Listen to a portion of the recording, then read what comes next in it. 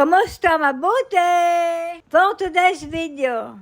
For today's video, ito yung araw na muling nakalabas si Nilush pagkatapos ng gera dito sa Israel. Nung kasagsagan pa nga ng kaguluhan dito ay lagi niyang binabanggit sa akin na pagkatapos daw ng kaguluhan ay lalabas kami. At sa sobrang excited niya lumabas ay halos araw-araw ay binibilang niya sa kanyang daliri kung ano-ano ang kanyang mga bibilhin. Ay nga tapos ko nang masuklayan si Nilush at lagyan naman natin ng sombrero dahil mainit na niyan sa labas. Bago pa nga ang araw na yan ay nakailang balak na din kami na lumabas, ang kaso ay laging nauudlot. Kaya naman tuwang-tuwa si Nili nang sabihin ko sa kanya na ilalabas ko siya. At dahil taginit na nga dito sa Israel ay lagi na naman suot ni Nilush ang kanyang paboritong polo na pink kapag lumalabas. Na parang ako nga lamang din na lagi kong suot yung aking cardigan kapag lumalabas.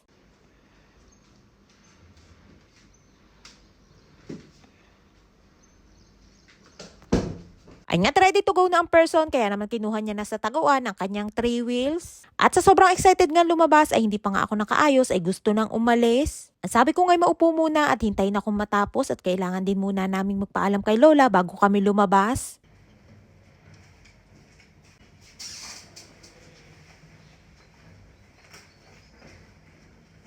At pagkatapos ko nga ay sabi ko kay Nilush ay magpaalam na kay Lola. At muntik pa nga hindi matuloy ang aming paglabas dahil biglang sumakit ang tiyan ni Lola. At dahil nga muntik nang maudlot ang aming paglabas ay nagreklamo na nga si Nilush kay Lola. At ang sabi niya nga kay Lola ay matagal na siyang hindi nakakalabas dahil sa gera. Kaya naman ayan, happy na ang person, ang tuluyan na kaming nakalabas. At sa wakas ay matutuloy na din ang pag-shopping ni Nilush.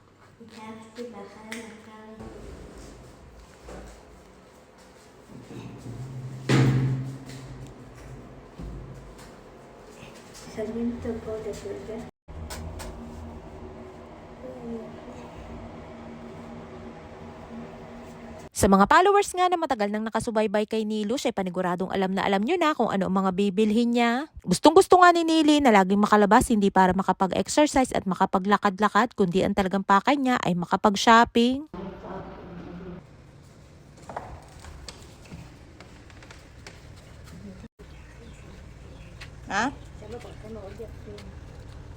Ay nga't paglabas ni Nilush ay tuwang-tuwa siya nang makita niya ang mga bulaklak at ang sabi niya ay sobrang gaganda daw ng mga bulaklak. Di nga sa lagi namin dinadaanan ay may puno ng kalachuchi at gustong-gusto ko ang amoy niyan dahil ang bango.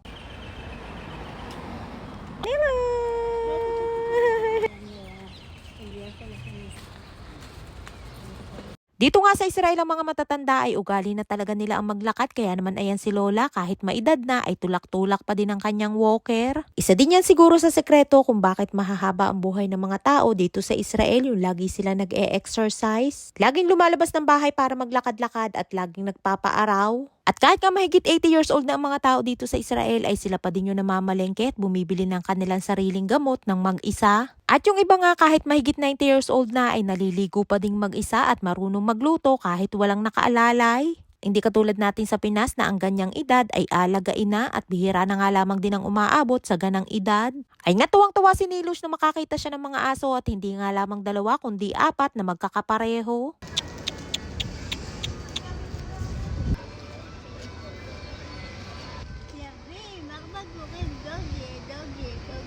Doggy. Ay nga, nandito na kami, kaya naman todo smile na si Nilush. Ay siya nga dito lamang ating kwento for today's video at abangan ang part 2 para sa pag-shopping ni Nilush. Maraming po salamat sa inyong support at laging panonood. Mag-ingat po kayo palagi. And please subscribe to my YouTube channel. Please follow and share. Salamat!